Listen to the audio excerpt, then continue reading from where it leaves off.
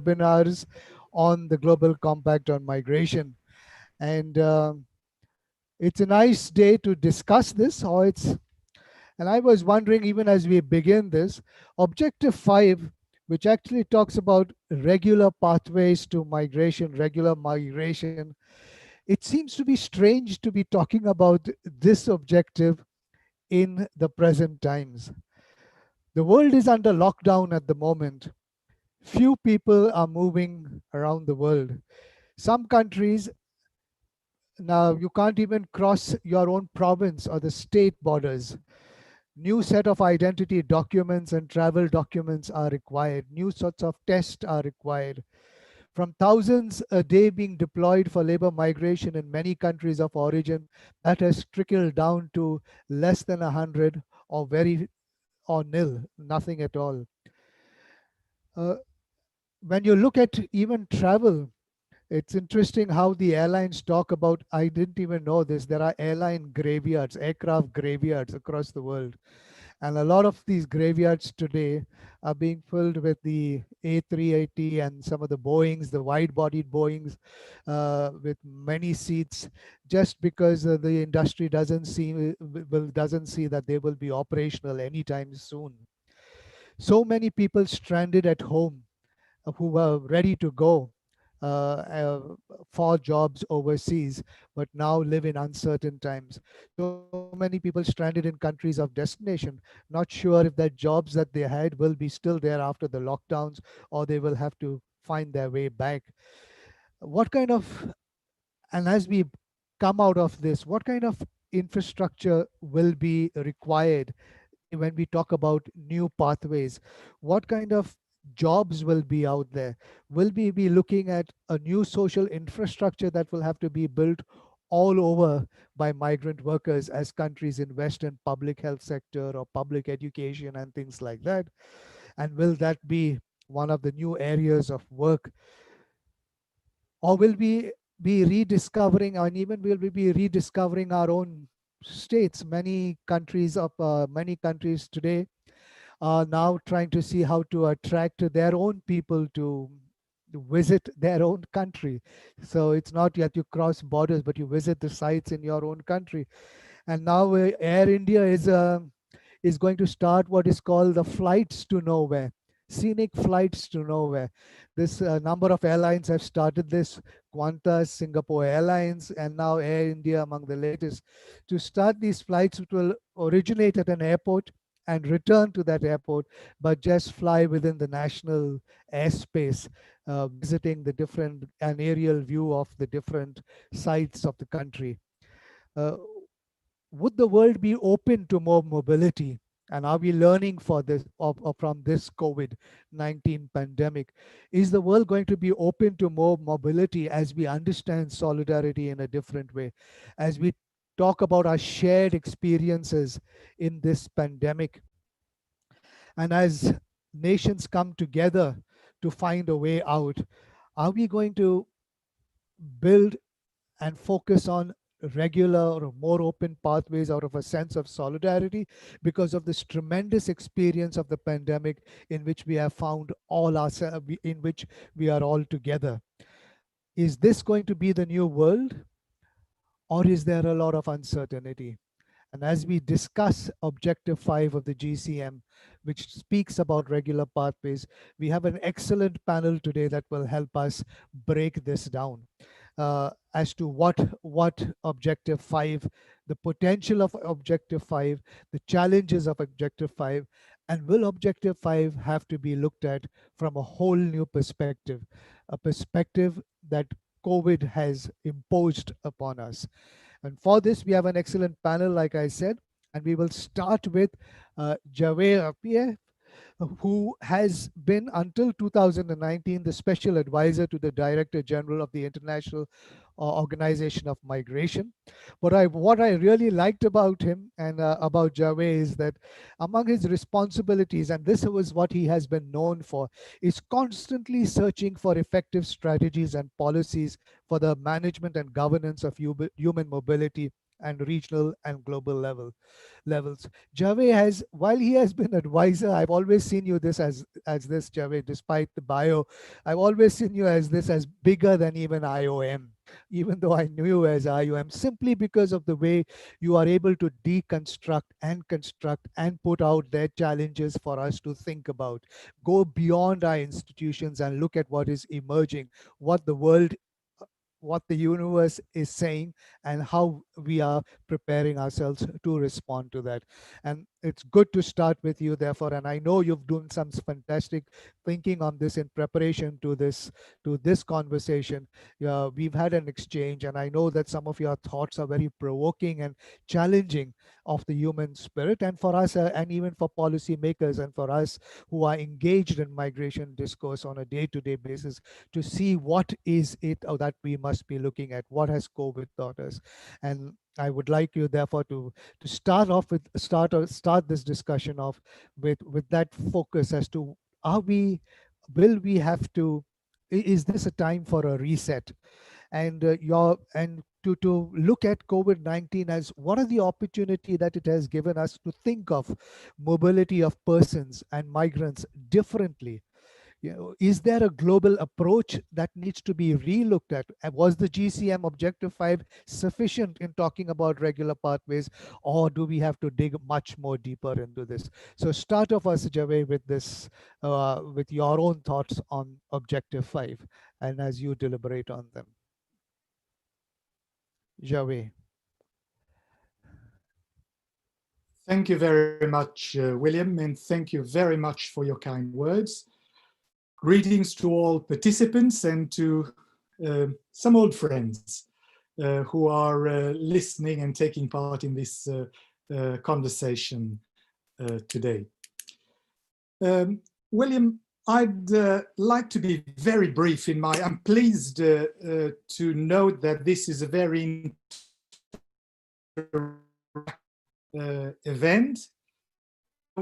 I'm going to be very brief in my comments, and in fact will bounce off the ones you have just made. I'd like to start with, first of all, a brief word about the significance of Objective 5. We're all familiar with GCM, and we know that the GCM is chock-a-block with hugely important objectives. I'm sure that each of us has somewhere in there a favorite objective, or perhaps a few preferred objectives. There are some hugely significant ones that deal, for instance, with the issue of rights or the issue of protection. There are ones I like very much that deal with development, and we could go on and on. But since we were on Objective 5 today, I would venture to call it a keystone objective. I'm not going to say it's more important than the others. The GCM is an integrated package, and we should not pit one objective against another. And yet I would call Objective 5 a keystone objective, because without it, a lot of the rest doesn't make sense. Without it, we continue to try to manage a messy, complicated, and chaotic world of mobility. Without it, we look at protection as a remedy. We run after it. Very often, after people have been forced to move, we try to fix the situation. Objective 5, and I'll read it for reference, is crisp but important: enhance availability and flexibility of pathways for regular migration. Without it, as I said, it's catch-up policy. It is saying that migration happens, very often, unfortunately, in irregular ways, and then we catch up and we try to fix the problem.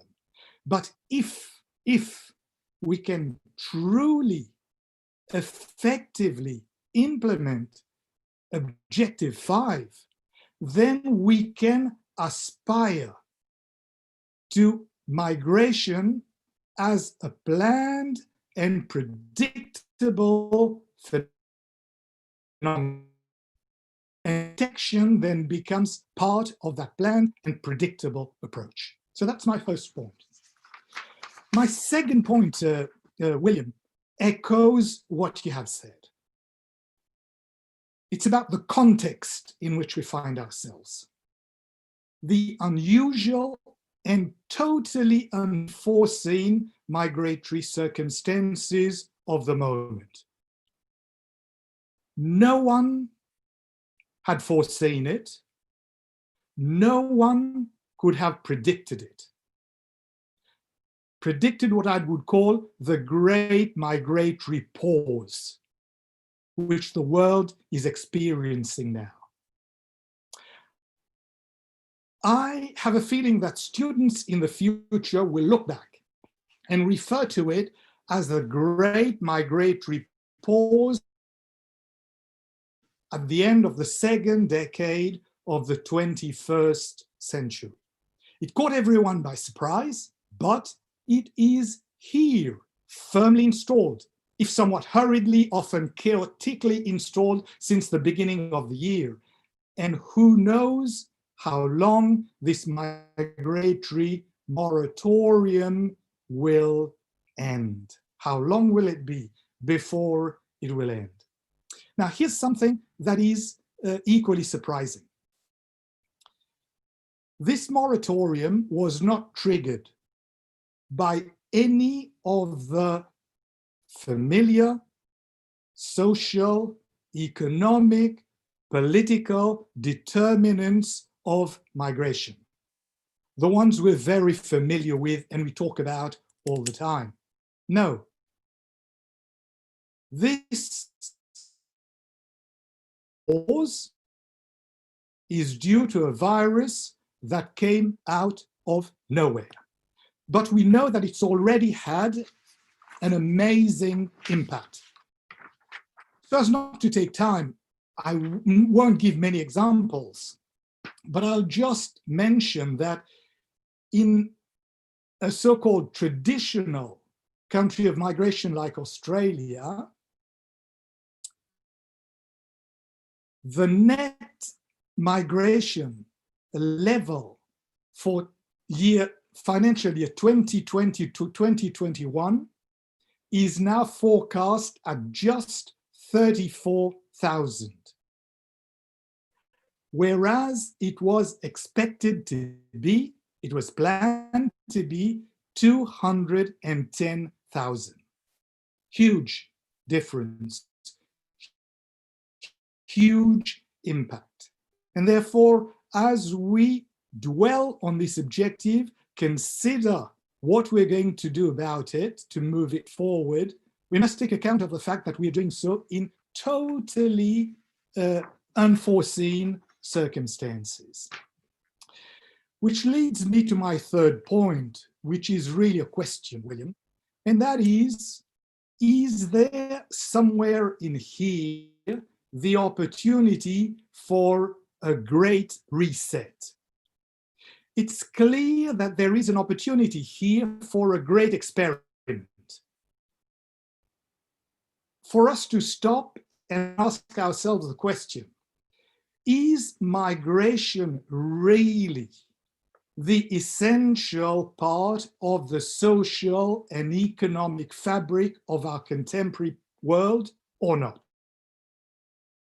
Many of us believe, have spoken about, have advocated for. But is that really the case? What impact will there be? And what is going to be on the other side? And can that reset help us move away from the situation which has been the case until now? And with a little bit of exaggeration, I will sum it up by saying that we have lived in recent years a situation where migration works largely to the benefit of the powerful, the wealthier, the more highly skilled, and works to the disadvantage of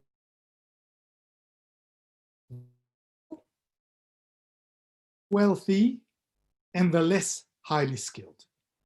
And I would like to set this discussion rolling by asking ourselves the question, can there be change? Can we look forward to change? Will that pause be a constructive one? And I'll stop here, Will.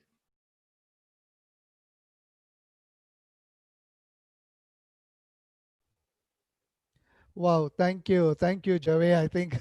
I think you have started off with some very provocative thoughts. I like that idea. I like the whole idea of GCM Objective 5 being a keystone objective.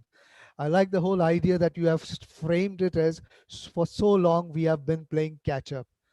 And now we get a chance to pause and reset. And can we rise up to the challenge of looking at migration as something that is so integral to our world? And can we rise up to that challenge? Fantastic idea.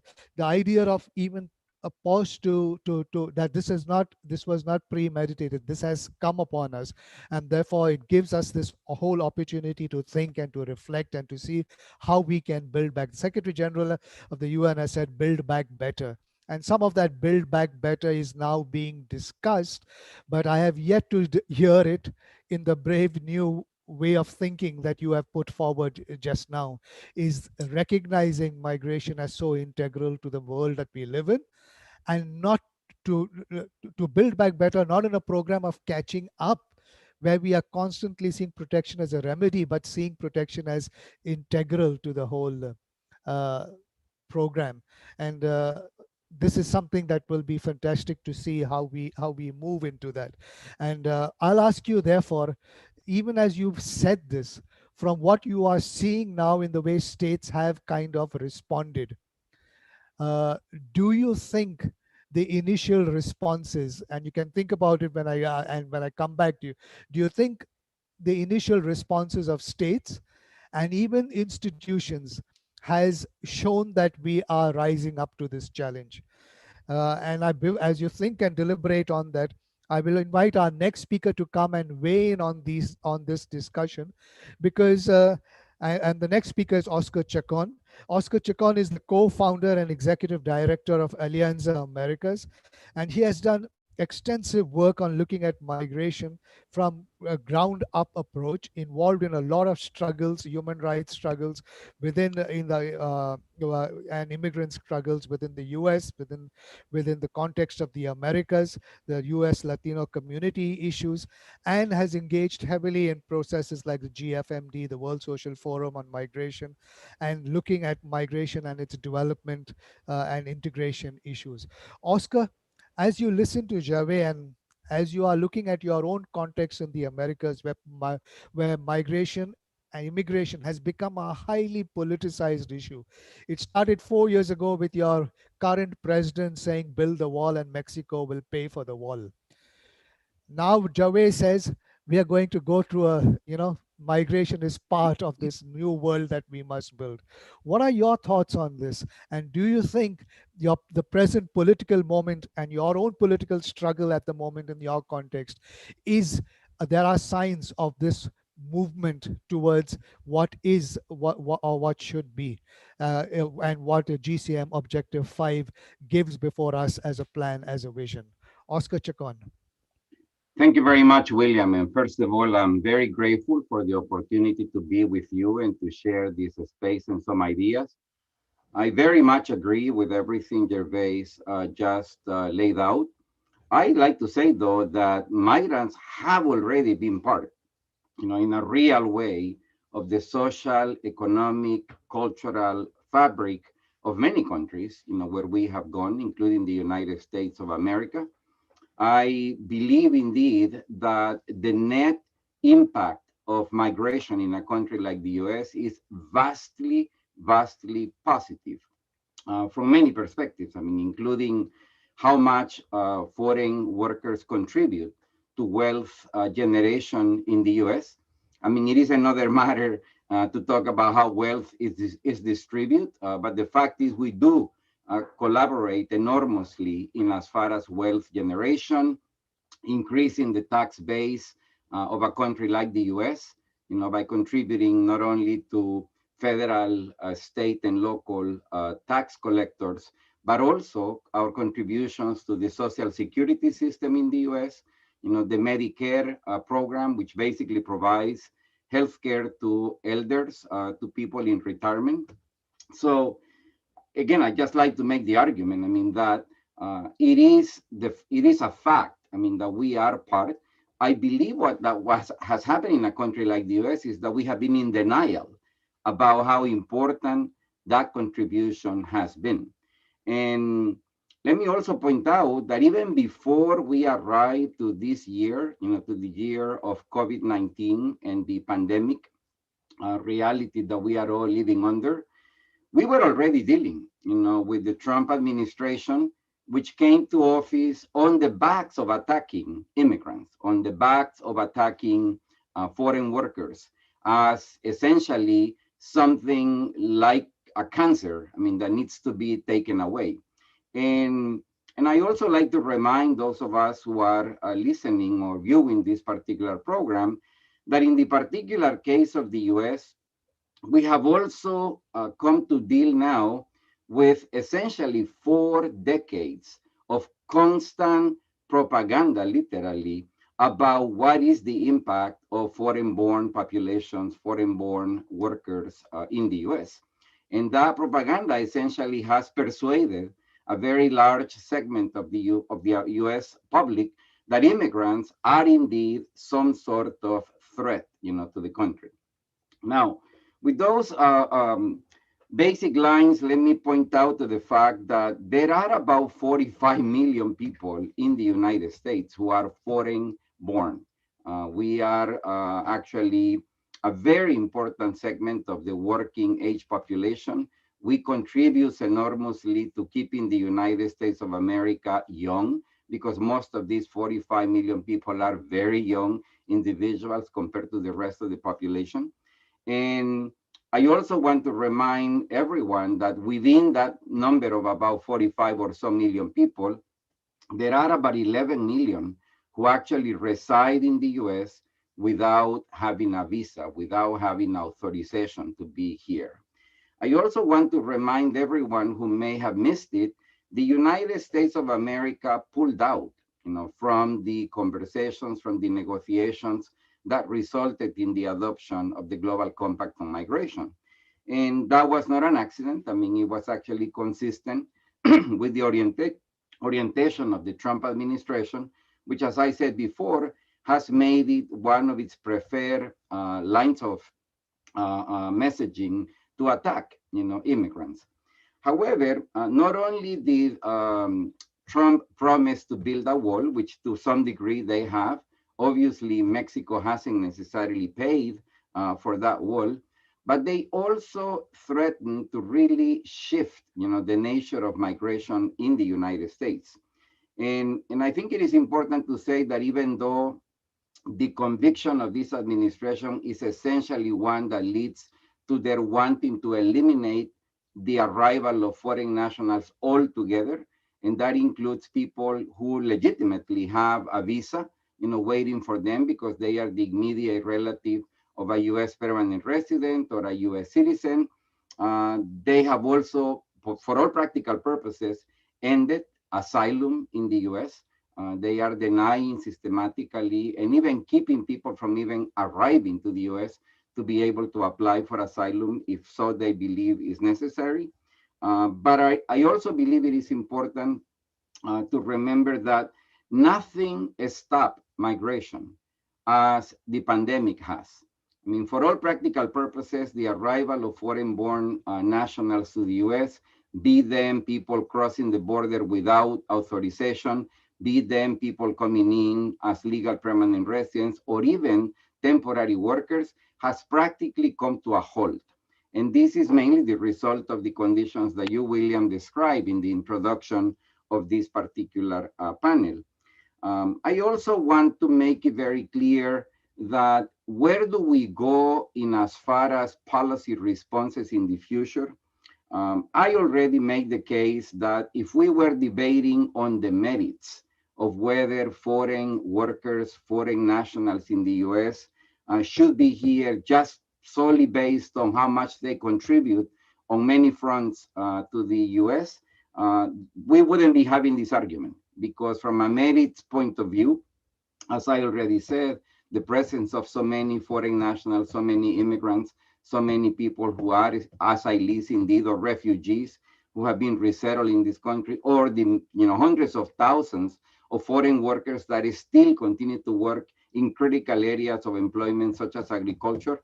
Again, we wouldn't be having this argument. We would be indeed recognizing those people for those contributions and accommodating. And indeed, not only seeing them, but treating them as part of the permanent fabric that makes a country like the US functions. Now, I believe that you all must know that we are in a very interesting, to say the least, electoral campaign. The future of migration and the future in as far as how this nation treats foreign-born individuals hinges to a great degree on what the outcome of the upcoming election will be. There are elections not only for the presidency, but also for about 1/3 of the US Senate, and all seats in the House of Representatives are up for grabs on November the 3rd. And the outcome of that election will either continue, this rather ideological attack against foreign nationals, including foreign workers, an attack driven by one individual, Stephen Miller, the chief presidential advisor on matters having to do with migration. And you can surely, go and Google his name so that you can get a sense of who this fellow happens to be. But I also believe that the makeup of the Congress after the elections will also make a difference. I dare to say that if Donald Trump secures re-election, we will sadly continue to be in a situation where the possibility of having a rational conversation about regularization, a conversation that can lead to the fulfillment of Objective 5, may actually be just impossible, even though the evidence does not support necessarily that pathway. On the contrary, if we do see a change in government, if we have a presidential administration coming into office beginning next year, and the Congress also turns from where it is today, which is a divided Congress, to a Congress in the hands of Democratic Party lawmakers, there is a possibility that we may have an opportunity. But I want to emphasize that I say an opportunity, not a certainty, simply because the negative narrative that has been so pervasive in the US for so long, it is not a narrative that has just occupied the mind of Republican lawmakers. A lot of Democratic lawmakers have actually swallowed the lie that immigrants are some sort of threat for the country.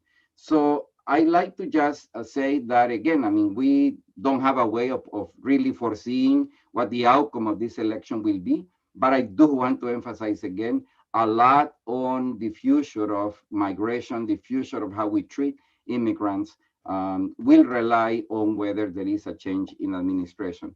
And the last point I want to make, William, is related not so much to Objective 5, but Objective 2 in the Global Compact. Because again, we all understand that this is a mutually reinforcing proposition.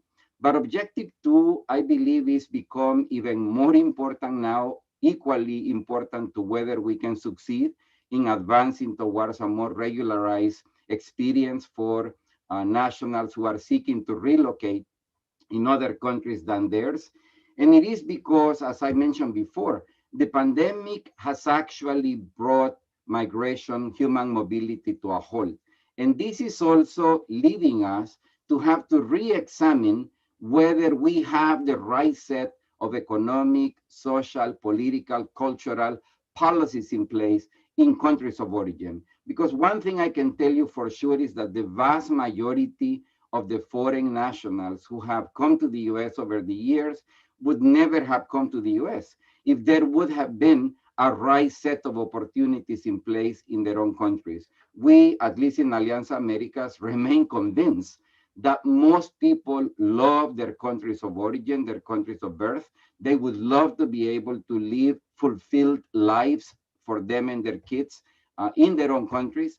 And again, that's why I'm bringing up, the importance, the significance of also taking this opportunity to re-examine the question of what kind of policies, what kind of development, integral development plans are or are not in place in the countries of origin of migrants, which I am just reminding everybody, it continues to be the case that the majority of the foreign-born population in this country, in the United States of America, are basically people from Mexico, Central American countries, Caribbean nations, and then of course there are people from any other nation you want, but the vast majority continue to be people from the Americas. Thank you very much for this opportunity, William. Thank you, Oscar. And I must say, I love the way both listening to both you and Joey.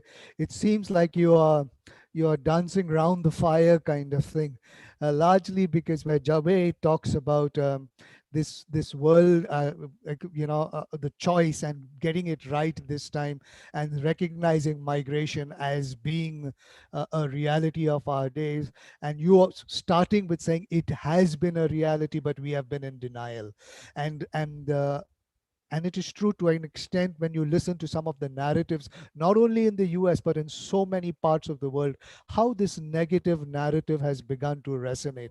It's almost as if the fear of listening to Javier's last words about how the world can reset migration and look at migration. I like also the how you've ended on this whole thing of drivers on Objective 2, connecting with that and making that link of regular pathways with drivers. I think it will be a very important combination as we move forward, kind of thing, in the years to come, as we start looking at climate change and other issues, kind of thing, to see how we are again able to accept this notion of regular pathways. What will be the regular pathways, and will the regular pathways be more wider and more open for not like what Javed says, not only for the wealthy and those who are who've got the means, but like you say, for those who need to move when they need to move, kind of thing. I think it's so important that we see those things in combination as well.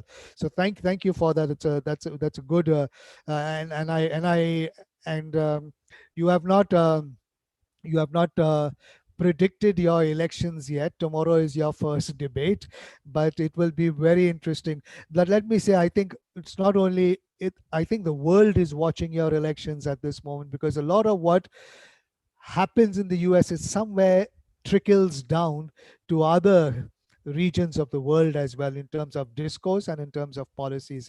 And that's why I think we live in very, if this trend continues, we live in very dangerous times where regular pathways will become more constricted rather than open. But I'd like to get your thoughts on that, even as what are the implications for the rest of the world. You are focused on the US, and you touched upon some of the other countries in the Latin America region, South America region. But it would be great to see what are your thoughts on what are the implications of these elections for other parts of the world as well.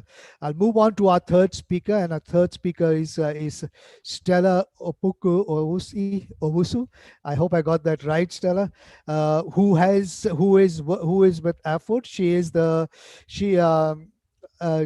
18 years experience working in the development sector as a community at community and national and international levels, and she was the co-chair in the last face-to-face global forum on migration and development, which was in Quito last year, 2019. This year's global forum looks like might be an online event. So for those of us who have been attending the GFMD for many years, we will miss that face-to-face meeting that we've had. And Stella has been key to that, and continue to be key to so many of the discussions that are happening today within migration, civil society circles on migration. And very recently, she has also been talking about the issue of racism in relation to migration in some of the circles around the Action Committee, and leading some of the discussions on that.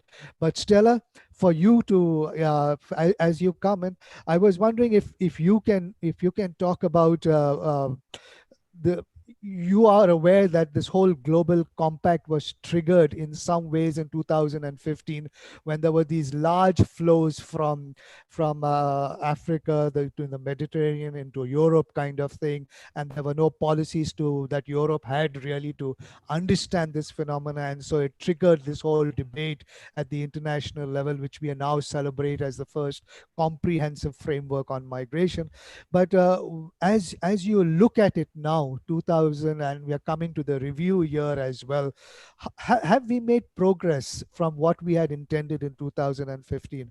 And what do you see in terms of both for in terms of south-south migration kind of thing and global migration flows? Is the compact and GCM Objective 5 going to be that, that light at the end of the tunnel, that's something that we can focus on and move towards, or are we in a worse off situation than 2015 as you think of it? Yes, All Stella. right, William. Yes, thank you very much, and good afternoon to everyone. And thanks for the questions as well. And I think the earlier comments as well that were made by Gervais and Oscar as well was very important. I think just to kind of circle back to your question, William, starting with Oscar's point around the fact that, in terms of migrants contributing to countries of destination, and in his case, in terms of the US, that is quite a significant contribution. I think even on that, in the UK itself, the UK itself, especially within this time of COVID-19, provides a timely illustration of this point. Having developed a policy to limit immigration numbers, especially to low-skilled workers, in response to the anti-immigration concerns that led us to Brexit. Now, in the fight against COVID-19, there is a new appreciation of the sacrifices and the role of migrants as key workers, keeping society moving. And also quite a lot of research as well has also shown the disproportionate infection rates and deaths of members of Black and migrant communities, who are often at the front line, or who are often the frontline staff and key workers as well, as we call them. And then I think also to Gervais's comment about the fact that Objective 5 provides us with an opportunity to stop trying to catch up with policy. I think it's such a poignant point to make, because in terms of just looking at some of the points that I wanted to raise in response to your question, William, around the impact on South-South migration, global, migration trends in relation to the African continent. I think it's so important that we revisit the growing demographics and population and the population increase in Africa, and what this means for labor mobility. So at the moment, Africa's current population is 1.2 billion, with over 20 million new entrants to the job market every year. And by 2100, when the overall population would have grown fourfold, Africa will basically need to be finding jobs for over 100 million people who will be coming into the job market every year. And that's the challenge that we face. And so I think it's really true to say that we do need to stop trying to catch up with policy and actually start to look at how we address this area of population growth, a growing sort of labor force as well. So in a sense, the continent also has a comparative advantage when it comes to labor mobility. And we do need to have frank and open conversations about this. Africa will increasingly provide the workforce of the world and just under 40% of its market. It's also likely to remain a net exporter of labor, in which case migration issues within the continent and to Europe and other parts of the world will continue to dominate the agenda. 2020, COVID-19, our environment, Black Lives Matter, how much these events have highlighted for us the unequal structures that we actually live in and continue to teach us about the need to have open and frank conversations.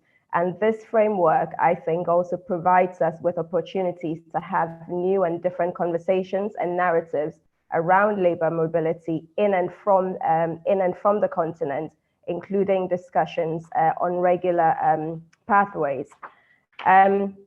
What we're seeing on the continent in terms of options and pathways for regular migration, and as Objective 5 says, among other things, in a manner that facilitates labor mobility and decent work, reflecting demographic and labor market realities. What are we seeing around this? So at a continental sort of level, we've seen the AU, the African Union Free Movement of Persons Protocol, which was adopted in 2018, with the aim to strengthen labor migration across the continent. Within this framework, you've also got the regional economic communities, which are key players and are working with ILO, IOM, UN Economic Commission for Africa, and others within a framework of the Labor Migration Advisory Committee. And then further to this as well, the African Union also just recently established the Africa Continental Free Trade Agreement with the launch of a secretariat in Ghana in August 2020, which is a significant milestone for the continent, given 54 countries have signed up to it with at least 30 ratifications. And this is by far the largest free trade area, in terms of the number of participating countries. The establishment of the CFTA should really strengthen the regional economic communities through its focus on not just removing the tax barriers and strengthening and having a common market, but also in the movement of people within the region itself, as it pertains to acquiring new skills, to meeting the labor market, an increase in economic opportunities for the continent's labor force. While we're seeing a lot of these in terms of policy movement at a continental sort of level, and also at the regional economic community level, how this translates to member states in relation to labor mobility and strengthening existing regular pathways within the region and globally are yet to be seen. Then there are also challenges that are much more around the practicalities and implementation at country level, as well as the impact of EU and other external immigration policies on countries within the RECs. I think recently IOM published a report called Migration in Western North Africa and Across the Mediterranean. And it clearly outlines some of these ongoing challenges. So irregular migrant status and informal employment are very typical in countries along the central Mediterranean route, i.e. from North Africa. Now, migrants on the continent attempting to use irregular routes are now facing arrest, deportation, detention before crossing and after crossing. States have also adopted laws to penalize migrants in irregular situations, although not all of them have implemented these laws in the same way. However, as of 2018 and since the GCM implementation, we've seen an increased momentum in forced returns of migrants from Algeria to Niger, following Algeria's increased enforcement. And while some of the migrants are from the Niger, there are also other migrants who are from other parts of the continent, and so they find themselves temporarily in Niger on their way to their countries of origin. And in the meantime, we've also seen that the numbers of migrants to Niger en route to Europe have also decreased as a result of Niger's enforcement around basically punishing those involved in irregular migration. Of course, the concern about all of these laws is that they clamp down on irregular migration within the continent, and as a result, they also hamper the progress that is being made by the regional economic communities, by the CFTA, in terms of trying to have open borders, free movement of people, and consequently, this also poses a challenge for the continent's own economic integration, the movement of people, developing regular pathways for skilling or meeting labor demands. And this is something, of course, that the CFTA will no doubt have to consider. Now, beyond that also, the UNDP also published a report on scaling fences, which takes a human lens approach to understanding the motivations behind about 3,000 young people who were interviewed in relation to irregular journeys that they had made from Africa to Europe.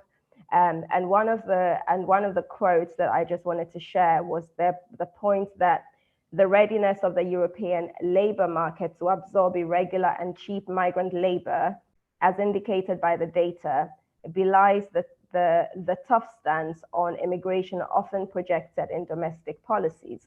So the life-threatening journeys that many take to find work is thus actually a high-risk means of plugging a labor gap for countries with hostile immigration policies and attitudes. Now, the other point that I just wanted to also make, just to raise, because this is something that has also come up quite a lot within the COVID-19 sort of scenario that we're all in at the moment. During this pandemic, we've also seen continuous and increased recruitment of skilled health workers from low and middle income countries to more developed countries amidst a global shortage of health personnel. And of course, for these professionals who can access the pathways, it's a great opportunity for them and for their families. Nevertheless, this leaves countries with weak health systems extremely vulnerable. So as the global pandemic has highlighted even more, future development of regular pathways must be ethical and part of strengthening health systems, especially in the countries of origin or recruitment countries. And within this framework, migrant health workers can also be supported through a structured program to share their skills, knowledge, and other resources with home countries. And of course, this can also apply to other areas as well of work, but I thought to use the focus on health because that is the context that we've also found ourselves in. And that is also an area of work where you will often find the regular pathways.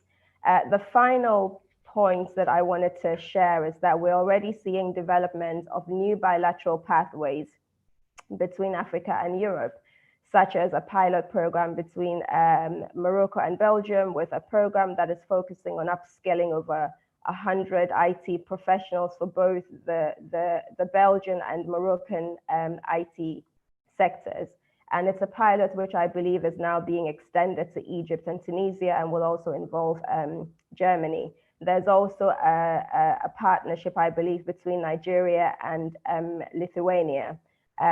Now, I think there needs to be a lot more around this, a lot more focus on extending mutually beneficial regular pathways to upskilling those with low skills, providing apprenticeship opportunities and other similar programs as a pathway to decent jobs or self-employment through entrepreneurship schemes for a growing demographic of young people on the continent.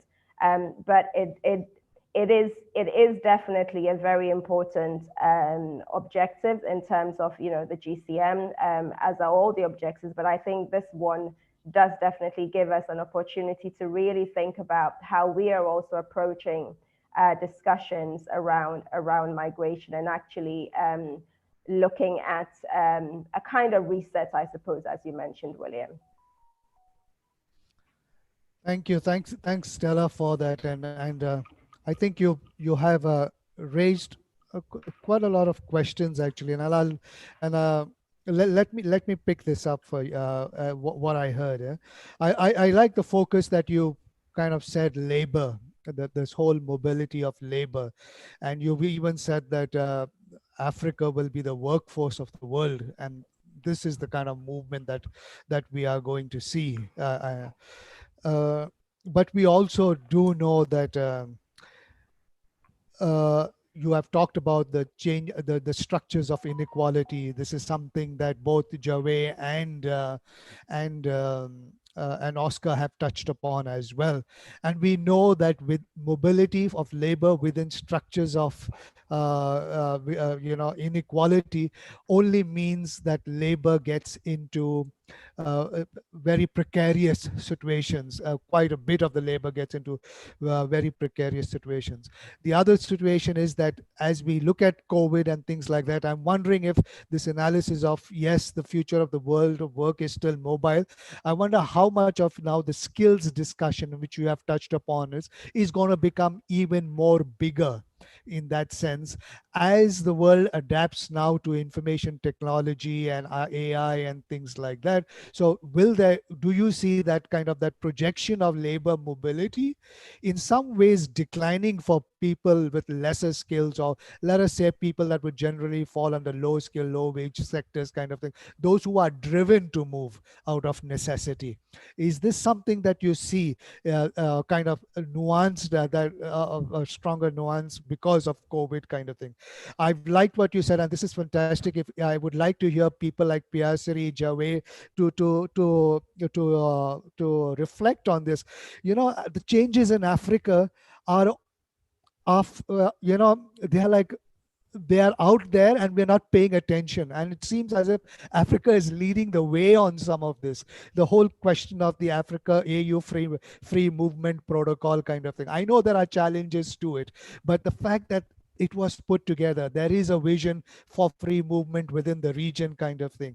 Now in the time of COVID, the kind of open secret of the African continental free trade agreement, what would this mean for the region kind of thing? Is it moving towards greater exchange, greater trade, greater mobility and things like that? Are we going to see this? And is the African region going to, within the region itself, work on these things that will be in some way the a microscopic kind of perspective of what the world can be, of what Javed hinted at in terms of what we need to be moving towards and things like that? Is Africa going to lead on this? Can Africa lead on this? I would like you to kind of reflect on it.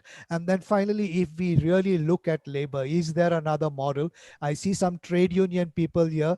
I see attorney from the Alan from the TUCP, I think, or is it attorney Allen? If I can, if we are going to see more movement of labor, will it be in this kind of category which is becoming so predominant of employer tied or visa tied kind of contractual labor mobility? Is this something that will be the paradigm for the new movement? If you could reflect on that. But as you think about that, and I come back to again the panel in the second round, I'd like to move on to our next speaker, and that is Ambassador Nahida Soban. Some of you have had a chance to see her on previous webinars as well. She is very well versed in the whole human rights discourse. We've spent many weeks in Geneva during her stint there, and then in the GFMD when Bangladesh hosted it, and now she is on the ground in a country of destination, Jordan, and looking at all those policies that she was drawing up, now having to realize as an ambassador in a country of destination. So it would be fantastic to hear from you, Ambassador, in your own understanding of what you are now seeing as ambassador, and what is your, some of your deliberations on from your past experiences in all these debates on the GCM, GFMD, and things like that. And as you now engage in this role as ambassador, your current experience, are you looking at the possibility of new spaces, new avenues that you can open up for this flow of regular migration? Or do you see the challenges that are so different from the UN GCM, GFMD, Geneva, New York speak? Ambassador. Thank you very much, William. It's always good to hear you and be communicated with you. Thank you firstly for inviting me to be in this panel. I see a host of very renowned panelists, and also thank you, William, for your kind words to me. It's too kind. I would like to start first with one thing that Gervais has mentioned rightly, keystone. Objective 5 as keystone. For me, coming back from, as you have mentioned, the experience of working on GFMD and GCM and also other areas nationally as well, I would say Objective 5 is one of the central area in the whole global compact on migration. It is the central to the whole issue of governance of migration globally, international migration. Now, I think it is Objective 5 is currently, I would say, it is the most relevant area among the all other objectives. I'm not, like as Travis said, I'm not trying to put it above others, but if you look at the current scenario, I think Oscar has also mentioned it, like migration is the area which is the hardest hit due to the coronavirus pandemic. After, I would say, probably tourism. So that's why I think that this Objective 5 is one of the more important areas to look into. Why? Before going to that, while we talk about Objective 5, we need not to forget about the connections of this objective to the other objectives in the Global Compact of, on migration. It is very much related to Objective 6, 16 on social inclusion, 18 on skill development and recognition, which is quite important, and of course, the Objective 23. Because migration is such an issue, and if you want to govern it like in facilitating the regular path, you need two hands. It's like a tango, and we always say that it needs two to tango. So we cannot talk about only one part or one country nationally doing something, but it has to be done through a partnership. So Objective 23 is one of the key aspects in fulfilling Objective 5. And that's where, as you have rightly mentioned, that me coming from a country of origin and sitting in a country of destination, I feel the importance of it more than anything else. This question about partnership. And there is a connection of it also with Objective 9 and 10 that are talking about curbing irregular trafficking, smuggling, and all those irregular migration issues. Why? Because I see and I understand the more you restrict the regular pathways, the more you are challenged not to open regular pathways or facilitate regular pathways. You're opening more irregular trafficking, smuggling pathways. So that's why it is more important, and also during this pandemic time, because as I said, that migration is hard hit in this situation, but the demand is not diminishing much. So what is happening is that there are chances of more exploitation, more irregular paths. So that's one thing. Let's take a look. GCM 5 has three components as I see it. One is about the enhancing pathway. Second is about the regular migration, which is one of the key areas in the whole global compact, which we want to talk about. And the four categories that it has rightly mentioned. The categories are, family reunion, the academic, the labor, and situations of vulnerabilities. And that's where the importance of this objective comes in the time of coronavirus pandemic. Why? Because when we started talking about inclusion of vulnerabilities and people in vulnerable situation or migrants in vulnerable situation, most of the time we had the countries in crisis or like mostly like the climate change and conflict. But the this coronavirus has come up with the whole gamut of changing our mindset, looking at the scenario that it has presented to us. So that's why I think, since we have a very clear aspect of addressing migration in vulnerable situation, this pandemic is, the situation of migrants in this pandemic is very much addressed here. So we need to re-energize it and put it in front of our table for implementation. And in terms of implementation, I would say that the actions under this objective, in particular 21D, E, and F, are very crucial, and we have to look into that. Now, in terms of implementation, let me take a look first at what has UN done and what we have been trying to do. The UN Migration Network's thematic work plan 3 and 4 has included Objective 5. But unfortunately, the most crucial objective, which I have already mentioned, 23, is not at all in the work plan, priority work plan of UN Migration Network.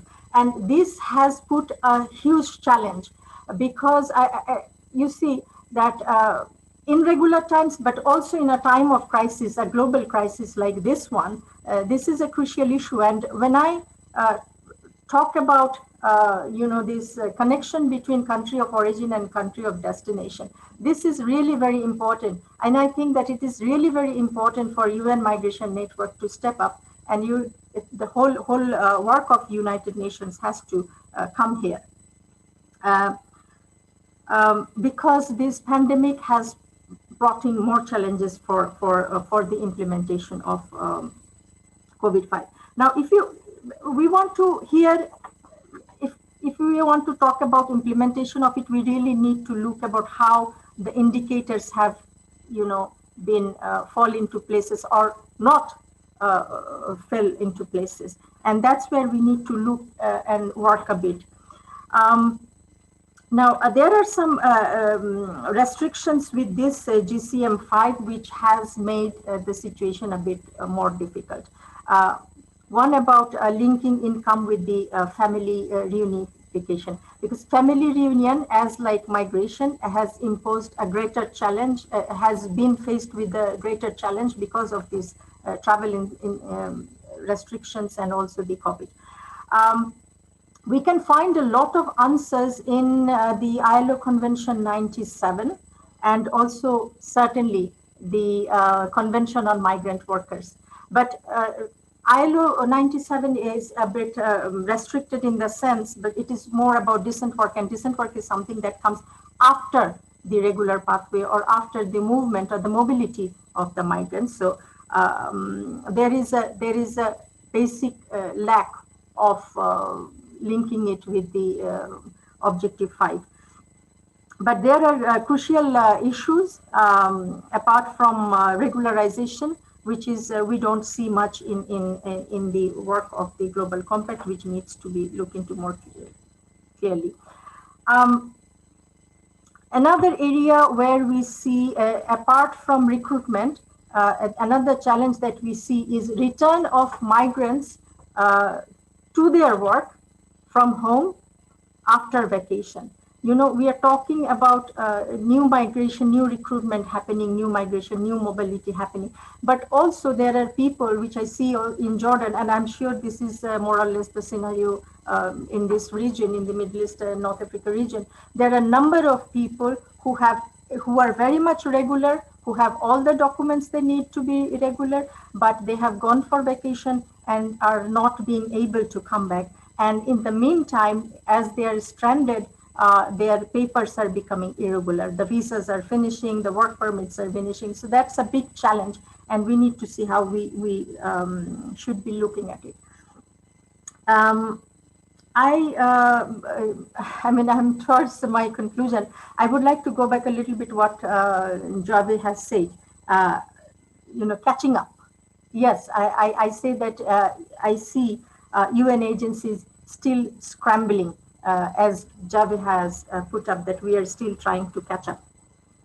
In that regard, I think the policy brief of Secretary General on COVID-19 and people on the move should give a clear guidance on how to catch up or how to step up. And rather than scrambling for things, we need to really put our foot down now. And in the work of UN, why we are still trying to catching up, or why we are still scrambling, I think Objective 5 has so far been least attended. Had it been already in place to work upon it or make it a practice, or in our policy and work, activate it in a way, then I think the migrants would have had lesser challenge during the time of COVID. Therefore, another area that needs to be looked into is when we talk about the migration policy nationally and also internationally, we need to consider the world labor market, the global capital market. And why? Because the demand curve has not diminished yet. And right as Stella was mentioning about the need for health workers around the world, which is very much important right now, but in also other sectors, I see here in Jordan that there are still demand in the domestic worker sector, in the industries and agriculture and everywhere. And I'm sure that this is the same scenario in Europe and in the other countries of this region. So I would say that the demand curve has not diminished. In that aspect, in order to activate or reactivate, if you want to tell it like that, of Objective 5, we need to really address the employers and recruitment agencies as the most important stakeholder. And here, that's what I've been trying to do, engaging with them and trying to understand. And I see they're very much eager, and they are also trying to talk to the government to open the path, regular path for migrant workers to coming in and work. So that is a very important stakeholder where we need to engage the civil society and also the United Nations. And if you go back a little bit to look into the whole aspect of GCM, and where we have been talking about that there has to be a whole of the society approach. And I think so far what we have been doing is letting a little bit the employment sector, the recruitment sector a little bit out of our conversation, which needs to be added here if we want to really engage the whole of society. Jarve, I would put the term reset a bit in a bit different way, and instead of resetting the whole actions, I would say that we have an opportunity. We have in 2020 the question of review of implementation of GCM. And why not take up a midterm review right now? And I think that would give a stock taking and also, set the reset button, maybe.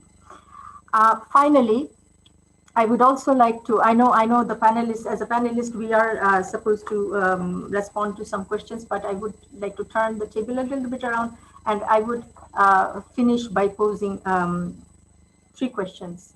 And I am a multilateral person very much, so whatever we want to do globally, I think it is always important to engage or re-energize the United Nations. So my question is, firstly, what is UN doing for Objective 5 during the Corona pandemic? Because that the connection here I see very important. This is a very crucial time for migrants. UN, please wake up. Because also, where is the relevance for multilateralism if it doesn't talk about and it does not implement the issues that relates to migrants? It's a huge chunk of vulnerable people. And here, and especially, we are talking about UN in 75, UN's 75 years. So if we are to talk about multilateralism, and if we want to carry forward the work of the UN, we cannot but work without Objective 23, which is the partnership. So I would say, where is the relevance of multilateralism if 23 and 25 cannot be coupled together? And lastly, UN migration network. Where is the UN migrations network's work plan? I really would like to know where it stands now. Thank you, William. Thank you, Ambassador Nahida. As you always, you have asked some very, very difficult questions. At least the last 2 questions you have asked, I think the work plan of the UN network, where is that? Well, we're still looking for it. And but you have I really like the how you kind of starting up with Javed, who said GCM Objective 5 would be a keystone objective. And the way you and the other panelists have gone on to show its connections with other objectives only emphasizes how much more important in a certain sense this objective is. And I like how you also focusing on the COVID kind of thing together with it, Stella, showing that it becomes all the more reason for us to look at this objective very, very closely. I was even, and for all the civil society people who are on this call, Eva Sanders, Action Committee people, Stella and others, when I was listening to Madam Nahida speak just now as well, and and the other panelists, I was wondering, because there was always this issue about the GCM review, and now we are coming to the regional reviews, and there's always this confusion about what are we going to review and things like that.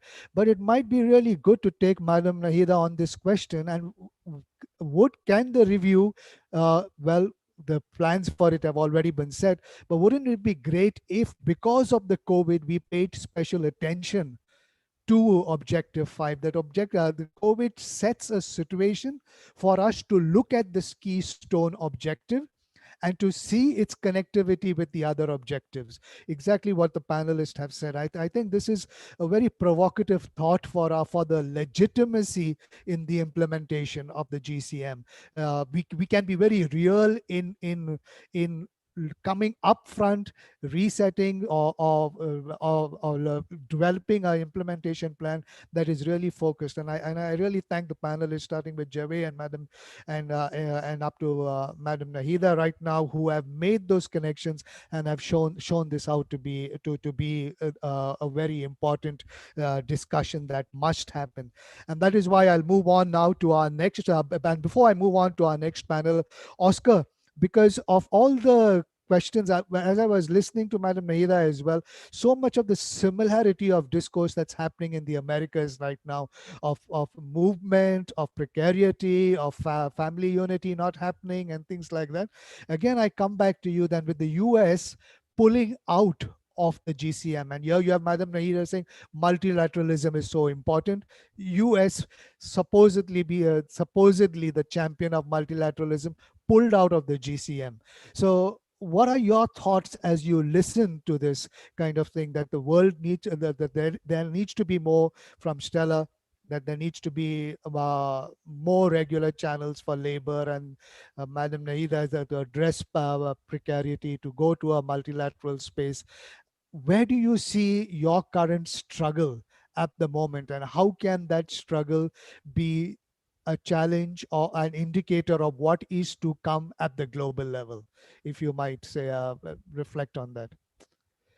And I will, before you start, Oscar, I'll just ask some people to be ready. I'll call on you: Eva Sanders, Piasri, Alan, Hani, Attorney Alan and Hani Char. I'll ask after Oscar, I'll ask each of you to say something. Oscar, the floor is yours. Thank you very much, William. And before I even answer, I just want to apologize that due to other events planned long ago, I cannot stay for much longer in this beautiful space. And I apologize for that.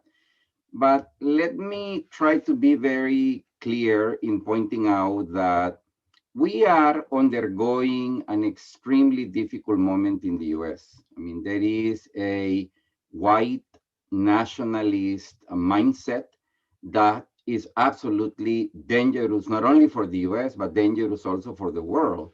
Because, you pointed out earlier, I mean, sadly, a lot of the events in the US tend to be copied, later by other governments, other regimes. And in this respect, I mean, the US influence, rather than being an influence for positive change, it has really become, an influence for the worst of instincts, the worst of policies. And I think that that is a very dangerous reality that we are facing. I also want to highlight the fact that migration, human mobility, is not an event taking place in an isolated, separate, dimension of life. I mean, it is happening at the same time that many other challenges are taking place. And I think that we don't do ourselves any good service by pretending, that migration, it's again something that we can solve without looking at the larger constraints, the larger conditioning factors, be those economic, political, social, cultural. We need to understand that migration is happening within, that larger reality. And this leads me to say very clearly, sadly, the movement of people has been turned into a political weapon that is used precisely by nationalistic regimes. I mean, that almost gravitate towards what I call political fundamentalism. And I think that in the US, we are indeed sadly undergoing that moment. And I believe that the elections that are coming up are going to be, in many ways, a referendum of sorts between that totally irrational way of thinking about everything, including the role of foreign workers, foreign born population, the role of migration, uh, and on the other hand, the potential to come back to a more rational, evidence driven way of understanding and solving public policy challenges such as migration. So I am hopeful. I mean, that people will make the right choice this coming election, because you said earlier, William, something that it is so true. The elections are taking place in the US, and yet the consequences of this election have ripple effect in many other areas around the world, not only throughout the Americas, and surely in the Americas we do have, that problem, that reality. But I like to say that I am hopeful. I mean, I am hopeful that we can come back to a way of thinking about all these issues based on rationality, based on evidence. And if we can succeed in doing so, I am confident that we can indeed bring about efforts that result in propositions that are not just about recognizing the incredibly positive role that migrants play, but also the need to embrace a new generation of social economic policies coming out of the pandemic reality we are still in today, to a society that is much more committed to ensuring broad social well-being, including, the role of migrants as essential components of the future of our societies. So I'd like to leave in that a positive note, William, and again, thank you and everybody else in this particular webinar. And I look forward to new collaborations with you all. Thank you. Thanks, Oscar, for that. I'm intrigued by your hope and by your optimism. Intrigued because, like you, I have, and you know yourself, you've been in so many of these corridors, debating, arguing in this current political climate kind of thing.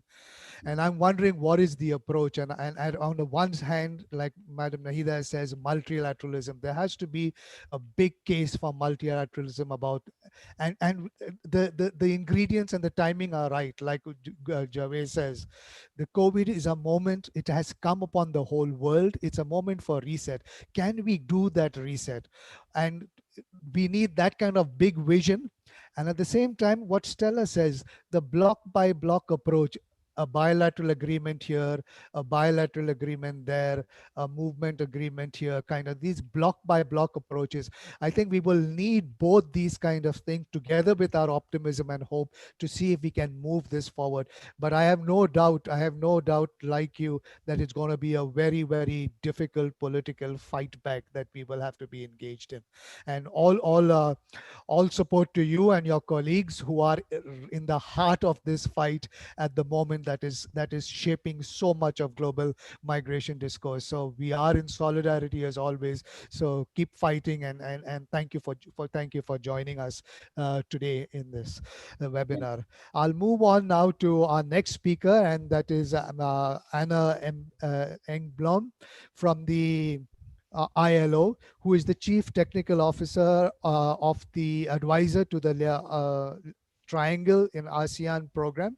She's based in Bangkok, but she's had 15 years experience working in Asia and Africa on different programs within the ILO on issues of migration governance, human trafficking, child labor, education, skills training, and livelihood. Anna, to you, let me start with this. We've all been talking about regular pathways and things and opening up and things like that. And you're sitting in a region and working on a project, and particularly in the region that is very flowery with its words. The ASEAN calls itself a caring and sharing community. Yeah, by its constitution or whatever its vision is. But at the same time, we know that in this sub-region of ASEAN, there is a lot of debate going on even now whether the number of irregular migrants is higher, if not equal to regular migrants. Kind of thing. So is there any hope for ASEAN if this is the number and this is the situation? Then you talk about regular pathways. How is that even? What are the beginnings of it, and how are you yourself within the ASEAN, in the Triangle project and within the ASEAN vision as it's implementing it? How do you see this happening, given that there are this huge number of irregular flows that ASEAN refuses to, and it has refused to accept it? ASEAN framework on labor migration, for the longest part after its adoption in 2007, just refused to look at irregular migration, until today refuses to really look at it in big ways. So how can that really look at Objective 5, which is a keystone objective of the GCM?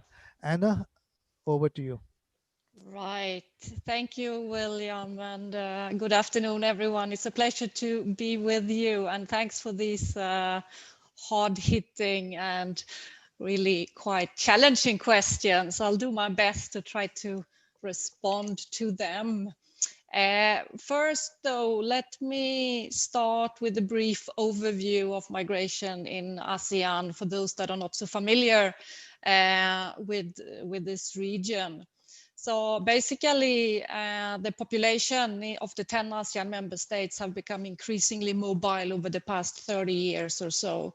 And there are currently some 20 million migrants originating from ASEAN countries globally.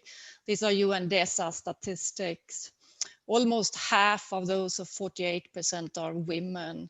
So ASEAN is also hosting more than 9.7, close to 10 million migrants, whereof around 7 million are intra-ASEAN migrants. So those that are not from within the region are mostly coming from South Asia, but also from other countries in the world.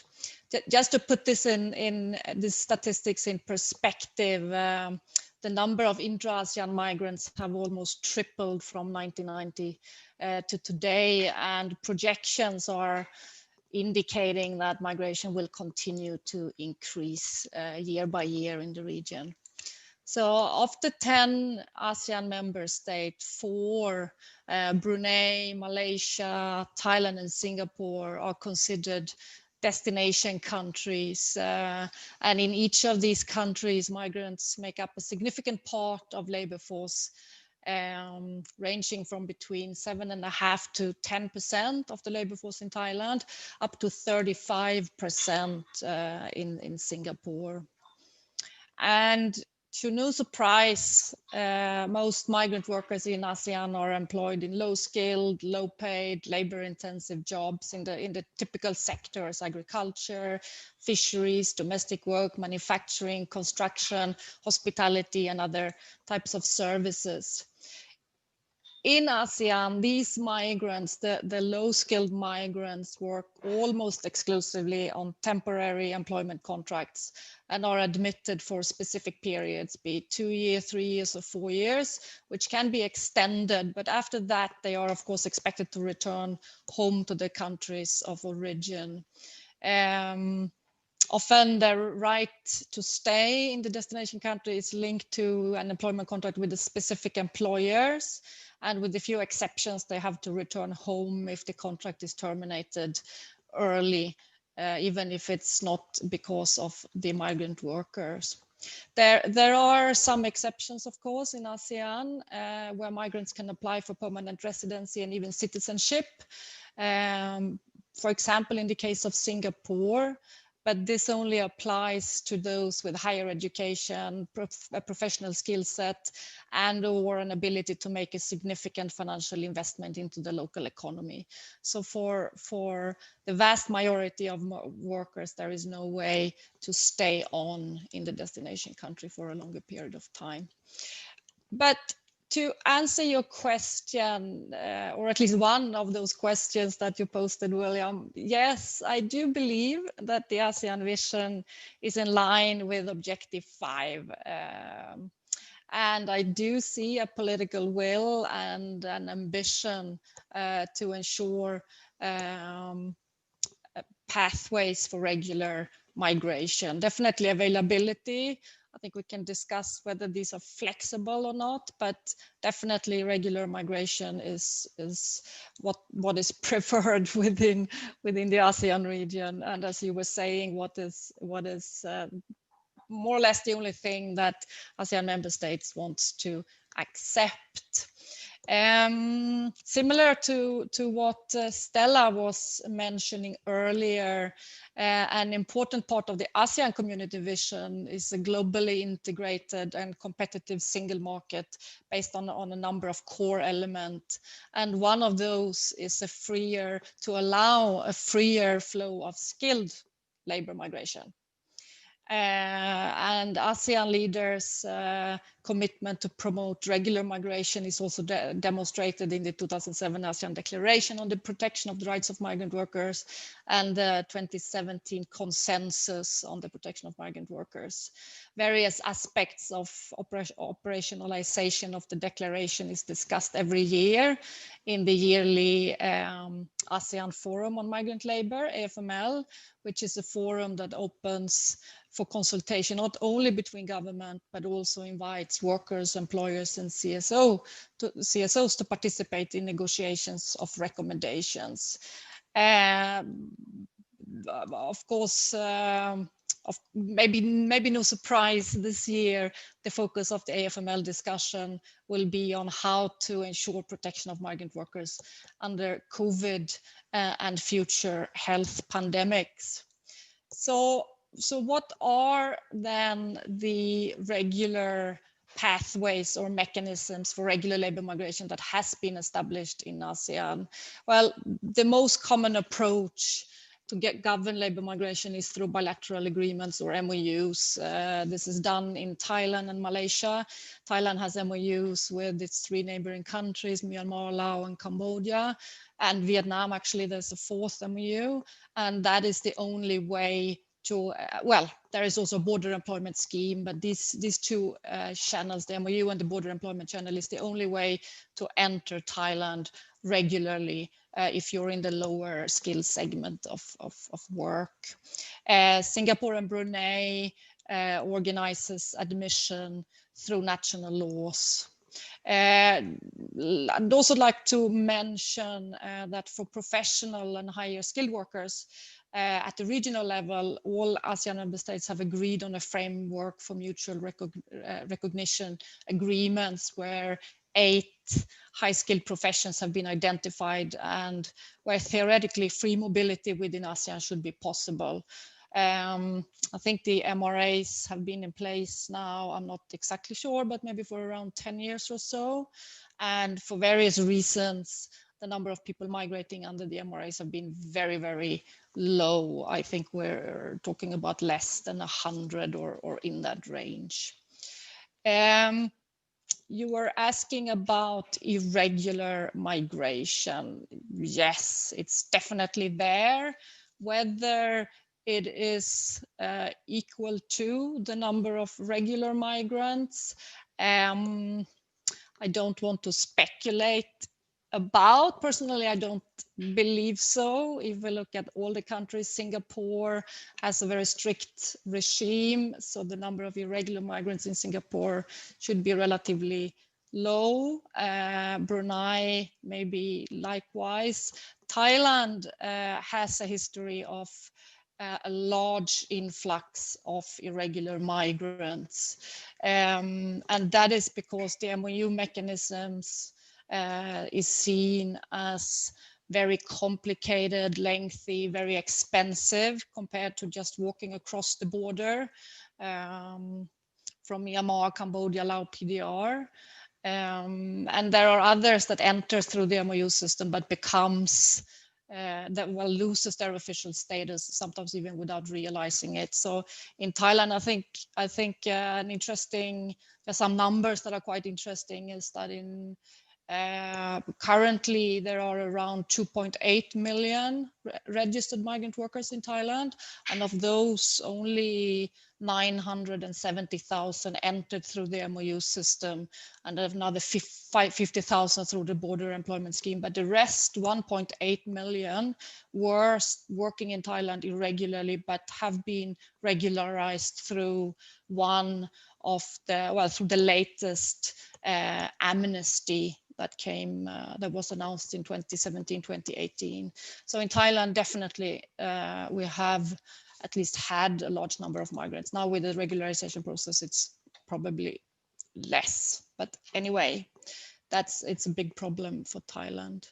There has been a number of positive developments in ASEAN to ensure pathways for regular migration. We see improvements in legal protection framework with a lot of recent developments in Thailand, Vietnam, Cambodia, Malaysia, etc. Also positive news is that social protection has been extended to migrant workers in Thailand and Malaysia, at least certain groups of migrant workers. And we also see movements towards fairer recruitment and recognition of the principle of zero recruitment costs and fees for migrants, although this is far from a reality yet. But a lot still needs to be done, clearly, before we can say that we have reached or materialized Objective 5.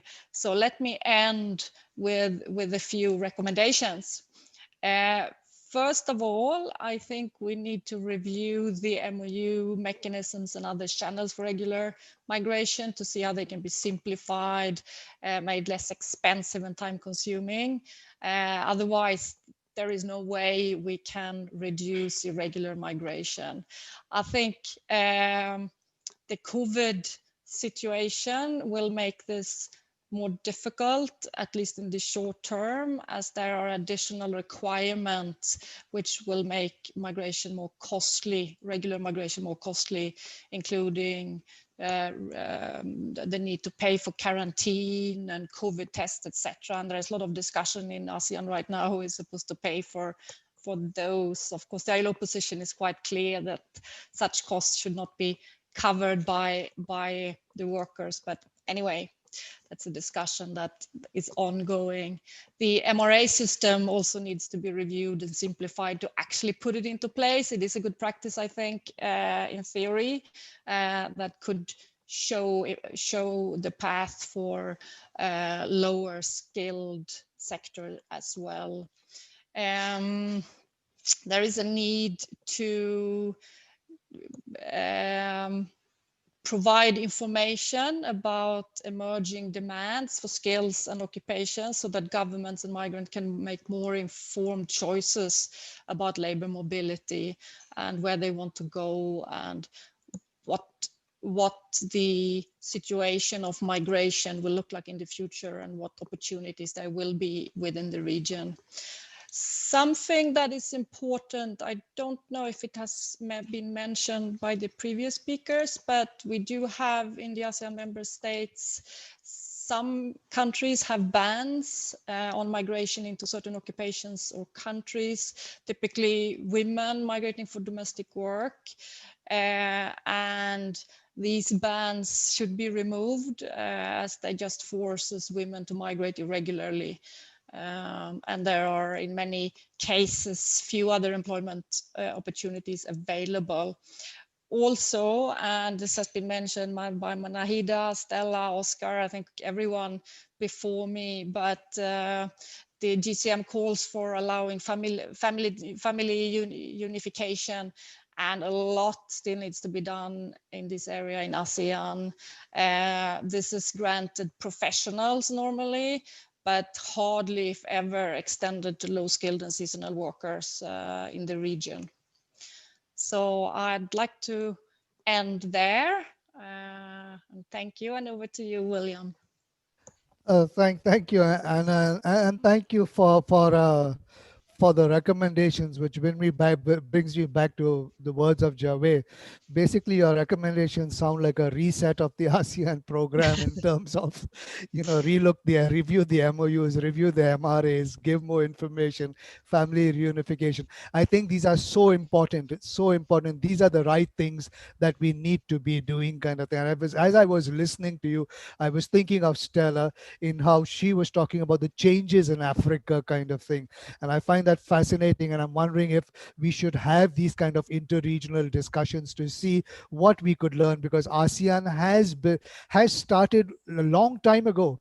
I mean, the ASEAN program started a long time ago, but it's moving ever so slowly. And I hope it doesn't get sick because of COVID and moves even more slower, kind of thing, But let's hope that COVID would be that moment, that opportunity where it kind of picks up the pace, kind of thing, and there's an urgency about getting things right, getting things on, getting things moving. But let me do a quick 2-minute round with some of the people in the room, kind of thing. Eva Sanders, if you would like to take the floor, I'd like to hear what you're hearing from the NGO, being in the NGO committee, sitting in New York, being there, and you were part of the negotiations as well, and you've heard how important this objective is. What are you thinking at the moment? I just have a short comment. Thank you very much. Because I have some trouble hearing, I'm sorry. But the comment is this: it seems to me that up to now, we have been discussing primarily regarding migrant workers. And I think that this particular objective, number 5, is also extremely important for what I would call unrecognized refugees. That is to say, the people who fall through the cracks because the two compacts aren't working together properly. And we in our committee are very concerned with that. And I think in terms of the conversation that's been going on, this is not going to stop when the virus stops. And I think it is incredibly important to find ways for these unrecognized refugees who are really migrants, but who have no place to go. And unless something is going to be changed, unless the two compacts and the people who at the UN and elsewhere who work together see to it that there are more legal routes for people, not only those moved by climate change, but many others also. So that's my only comment, and I hope it makes a little contribution. Thank you. It makes a great contribution. It makes a great contribution, Eva, and thank you for that. And I like that you've tossed in a whole new word there, unrecognized refugees. This is part of this whole kind of movement and mobility of persons that we have to look at. And yes, you're right. The GCM Objective 5 is much broader than, or needs to be looked at from that broadest of lenses. So let's, when we go back to the panel, I would like to see particularly how Javed thinks about this kind of thing. But let me go to the next 2-minute intervention from Piasiri. So you've heard two regional processes. You've heard the Africa one and you've heard ASEAN, and you've been engaged in quite a few regional processes yourself. What are you thinking in terms of pathways?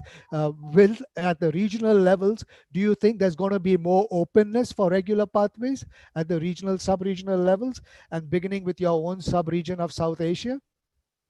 Piasiri?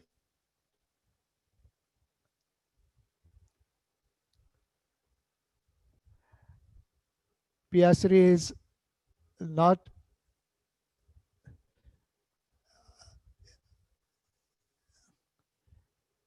Sada, is Piasri there? No? Okay, Pias. No, I'm not able to spot actually. Okay, all right. Then I'll move on to Attorney Allen from Federation of Free Workers. Attorney, you heard a lot of the movement will be about workers. And you heard Stella say that, you heard Madam Nahida say that, and now you've heard Anna Emblong say that. So what do you think in terms of this whole movement of workers? Is the current system that we have of employer-tied kind of movement or visa-tied kind of movement, is that the way to go? Is that going to be the paradigm, or should we be working at a whole new, I've heard trade unions talk of new social contract and things like that. Would you like to give some thoughts on this? On the movement of workers in terms of regular pathways? Attorney Allen, can you unmute? Yes, William. Yes, William. Thank you very much. Good evening from Manila. William, the subject is very, very relevant this time on regular migration. But I think what I would like to emphasize this time is the importance of how we be able to effectively give protection to our migrant workers.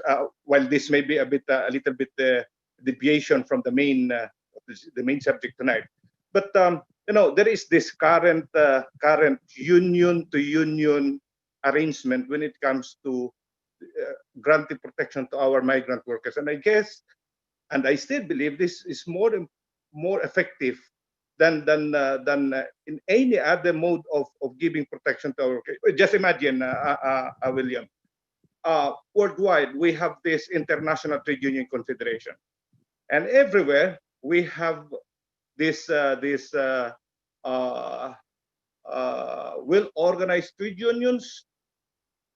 When but if there be that effective coordination between and among trade unions from sending and receiving countries, for instance, William, it will gonna be a very effective vehicle towards protecting our regular migrant workers, William. That's the only thing I would like to share with you tonight. Thank you, and thank you. And again, that comes back again to protection not being something that we catch up to or a remedy, but protection should be part of the integral design of regular pathways. So thank you for that. And I'll ask Hani. You just heard. You heard Eva Sanders say that it has to be more than labor, and I know in your own country, I know you are based in the mission in Lebanon, the Lebanese mission in Geneva, but I know that your own country is going through many challenges at this moment with the influx of Syrian refugees and now your own situation politically, economically in the country and things like that. How are you kind of looking at Objective 5 in terms of regular pathways, both as a country that receives, but also now as a country that is being very pressured in terms of seeing some of the people move out? Hani? Hello, William, and thank you very much for giving me the floor. I would like also to greet your eminent guest, Ambassador Subhan, particularly, who is a very good friend also. I used to work with her in Geneva also on the migration perspective. So regarding Lebanon, you know, William, as you said, we have been facing lately lots of challenges. Especially the COVID, and then the explosion of the port of Beirut. We had the depreciation of the money, the devaluation, which pushed lots of migrant workers to leave the country on a voluntary basis. But also the government, provided lots of incentives lately to keep those migrant workers in Lebanon. The irregular migrants, they were provided some regularization. Actually, the authorities gave them like 5 months to regularize their status, and they provided them with assistance also. This is normally uncommon, but the government is doing its best to provide those incentives to keep the migrant workers. and also, you know, to extend the stay of those migrant workers. I mean, whose residence, I mean, were finished actually. So they're trying to renew, you know, those residence permits. So from the Lebanese perspective, I mean, here we are. I mean, I depicted, I mean, you know, the picture a little bit.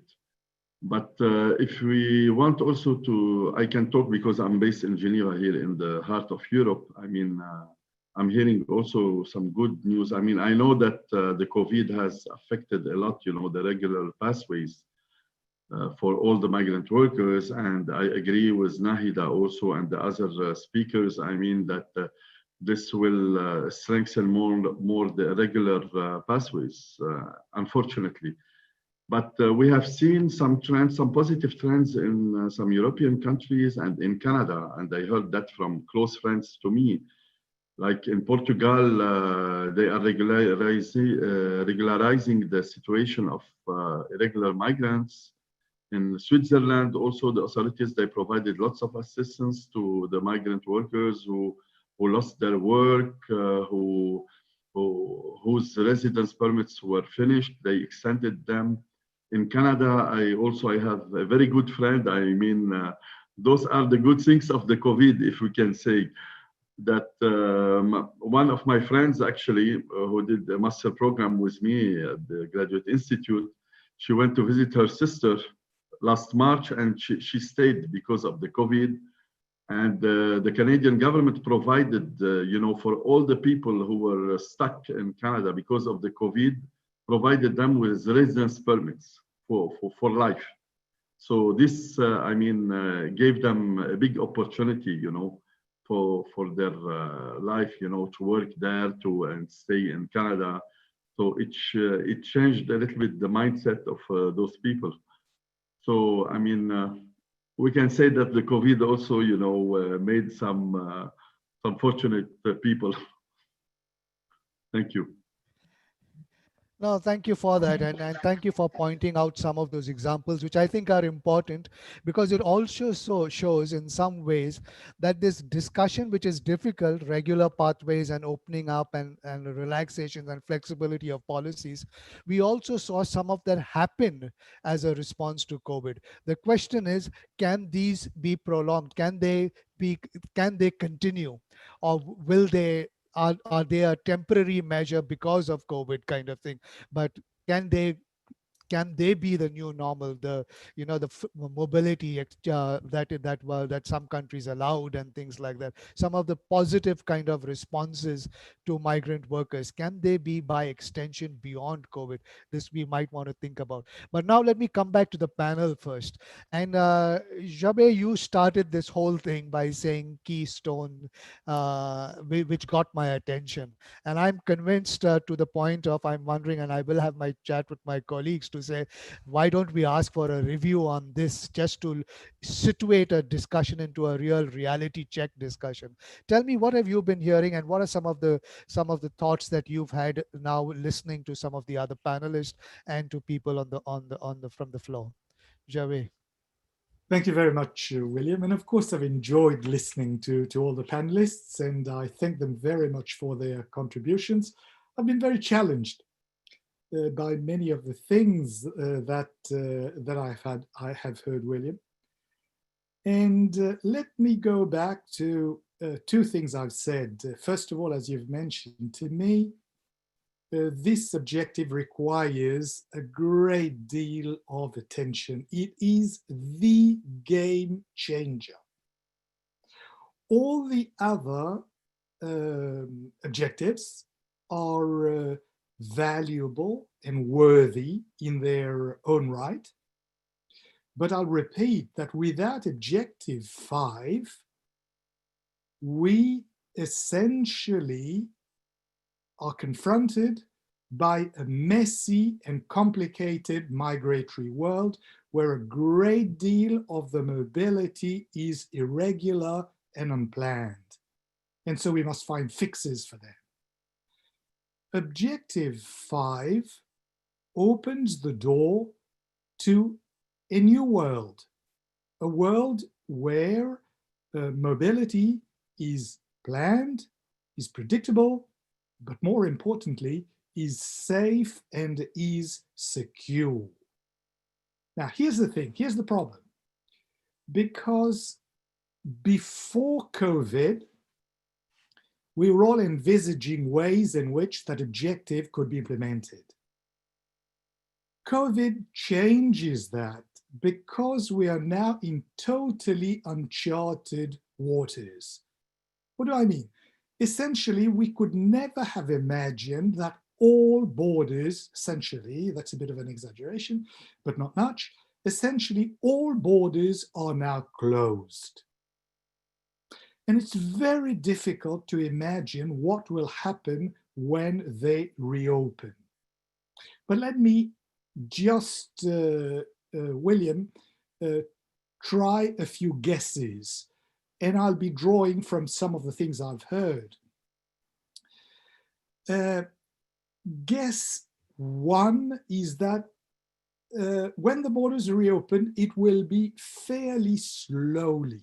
This is a guess. I don't know. Maybe it'll be fast, but I doubt it. I think it will be rather slow. So this provides us with an opportunity, I think, this time, to come up with a better system, a more predictable system. I can't remember, William, who said years and years ago that migration is beset by two major hypocrisies. The first hypocrisy is countries of destination saying, we do not need migrants for our workhorses, whereas they know that in very many sectors of the workforce, they're dependent on migrants. And the second hypocrisy is countries of origin saying, we really don't like our people to go abroad as migrants, whereas they know that they're reliant on them for their remittances. So to me, there's an opportunity there for us to set things right. Now, how will that happen? William, I don't know. We must continue that conversation. So let me just end quickly on a few things we can do. First of all, members of the international community should observe and monitor very, very carefully what is happening. And some interesting things happening. Hani has just mentioned to us the flexibility, for instance, that Canada has introduced. Now, that is very interesting. We must take note of that and see what can be done about that, whether that can be extended. So things are happening. Monitor very, very closely. And secondly, take note on some of the developments and see how we can address them. Let me give you a couple of examples, just a couple, because of the limits of time. It is already very clear. One thing that is abundantly clear out of COVID is that governments in many developing countries that are heavily reliant on agriculture feel the need for migrants I will call harvesters. Very clear. You know, whether they're picking strawberries, whether they're picking asparagus, whether they're picking fruit, asparagus in Germany, for instance, fruit in Australia, those workers are needed. And therefore, we could look at this sector and try to see what we can do to ensure that in future, that form of labor is recognized and that these workers are given decent conditions of work. So that's just one example. The second example, which has come up tonight in the discussion, is regionalization. Well, first of all, what can be done at the bilateral and at the regionalization, at the regional level? For sure, at the end, we'll have to go global again. But I think for the foreseeable future, there will be experimentation at the bilateral level with countries trying to see whether the word bubble has been mentioned on a number of occasions. Countries getting together, 2 countries getting together to create a bubble, 3 countries maybe, or regionalization. And I think there, as Stella was saying, Africa offers some great possibilities because of the work that's been done on formal agreements, but also because of the nature of Africa and the need for labor that will be there. What can be done at the regional and at the bilateral level? So these are just 2 examples, William. I think there are others. I think that we will come out of COVID not through leaps and bounds, but step by step. And we will need to monitor these steps and to show imagination and flexibility in our addressing these situations. William, I could have continued, but I'll stop there. No, that's very good. I like that, and I like that it will come out COVID step by step, but also to recognize that you know that there will be there are things happening out there that we can build on. The whole essential workers, precarious workers, the recognition of agricultural workers and the regionals. And that will be a good discussion to take forward.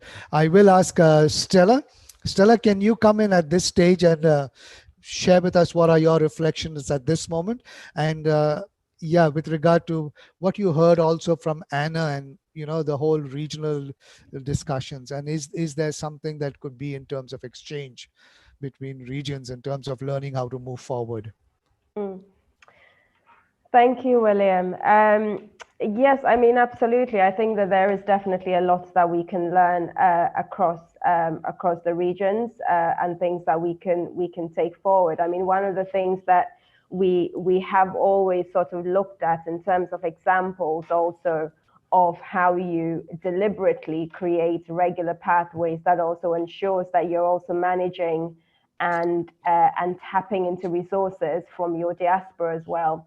Are of course examples in Asia, like in the Philippines, and I think that some of these are examples in terms of discussions that we can have across regions that we could definitely look at. I think in terms of that in particular, and just the reason why I brought that up also is because in the discussions around regular pathways for the African continent, it definitely would provide us with another way or with a way of managing migration outwards, but then also providing us with another level and structure of engaging diaspora resources. We know how important that is in relation to skills that are sent back, to remittances that are sent back, and we know that the diaspora remain a key stakeholder in development. So I think the discussion of Objective 5 in that context is also very much linked to Objective 19, which is very much focused on the on engagement with the diaspora and how that resource can also enable development. The other point as well that I wanted to touch on, which I think Anna had also mentioned, is around the focus on low skills.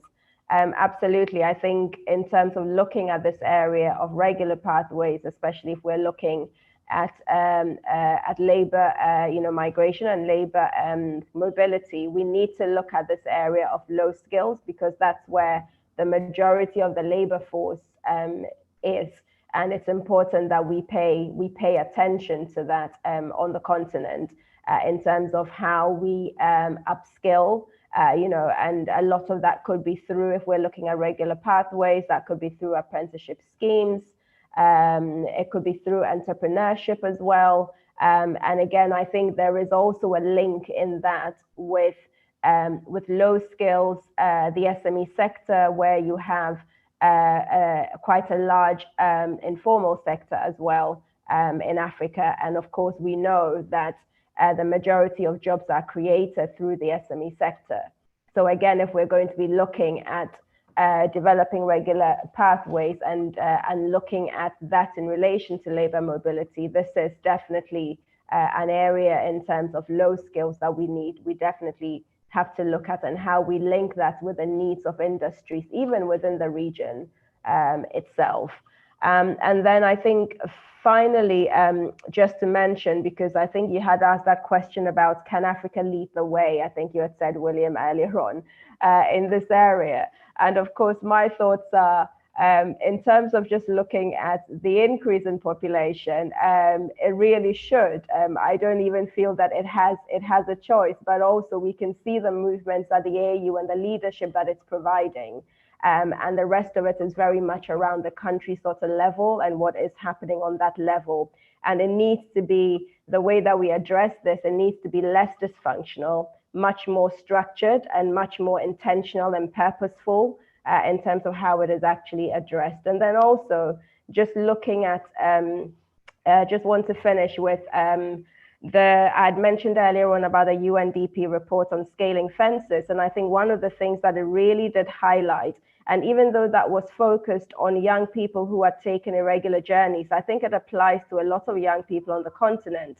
And the fact that these were people who were not necessarily looking for jobs just on their own, because they did actually have jobs. These were actually people who were looking for some sort of aspiration, for something else that would give them, for something within the continent or within the countries that they were in, that would make them feel that they could fulfill their own aspirations as well. And this is some of what, and one of the main sort of drivers for people trying to look for new economic opportunities. And I think in discussing regular, pathways and looking at the continent itself as a whole and some of the opportunities that programs like the Continental Free Trade Agreement itself provides us, we do need to think about these things as well. Thanks. Thank you so much, Stella, for that. And thank you for it would be really great to, I don't think Africa speaks as much of what it is doing. And so it would really be good to see how we can continue this conversation of what is happening in that region, and to be able to create these processes of exchange and learning kind of thing. I think it would be really a good guide moving forward. But thank you for that, and thank you for the focus that you put on this as well. Let me go on to, we are running out of time. We've exceeded our time by 2 minutes, but I will ask Ambassador Nahida, your thoughts. Closing thoughts?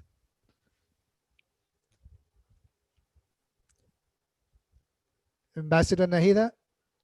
Thank you, William. It's very difficult to speak after Jarve has put up his closing thoughts. I will just mention 3 things, not very related to each other, just 3 points. I would agree with what Hanichar has mentioned, and also the example on Canada and other places like in Africa. COVID-19 has also opened up some spaces for, other areas, which are positive, I would say. One is like the regularization, and it comes, as I said, that the demand curve is always there. It has not diminished. And that has opened up space for regularization. In Jordan, what we have seen, that majority of the migrant workers had their contracts renewed by the employers, mostly in the industry sector and agriculture sector, because they realized that new recruitments is not possible. And also the migrants realized that it is difficult for them to go back and do something in the country of origin. So there has been instances of good renewal of contracts and also regularization. As we are talking also about regional processes and also regional arrangements, though I always believe that it really has to be global, because within the region, it's a different dynamics, but migration, if you talk about international migration, it is more important to have focus more on the global one. But we can take a look into the new EU migration policy. I know there are some areas where it can restrict more, which would go contrary to the Global Compact on Migration and also the EU human rights policy. But there might be some also positive areas that can be looked into. And lastly, I would like to mention the United Nations Secretary General's speech at the launch of or the starting of the general debate of this year's General Assembly, which started virtually, of course. He talked about a new social contract and a new global deal to address the difficulties that we are facing during this coronavirus pandemic. And my urge and my call to the international civil society, William, and also others, to make sure and be very vigilant that any new social contract and the global deal has to include very strongly migrants and also the Objective 5, the central issue of the Objective 5. Thank you. Thank you so much. Thank you. Thank you so much. And like I say, I think I love the UN for its words, but it but this is where we have to go beyond those words. And thank you for saying we have to hold them accountable to the words, more in terms of, again, what Javed is saying, this brave new world that we have to learn to embrace, kind of thing. But Anna, for your concluding thoughts. Right. I'd like to perhaps just reply to one of the questions that was given to me from one of the speakers, who pointed out very correctly that the ASEAN consensus only deals or is only concerned with documented migrant workers and disregard undocumented migrant workers. And yes, that's correct.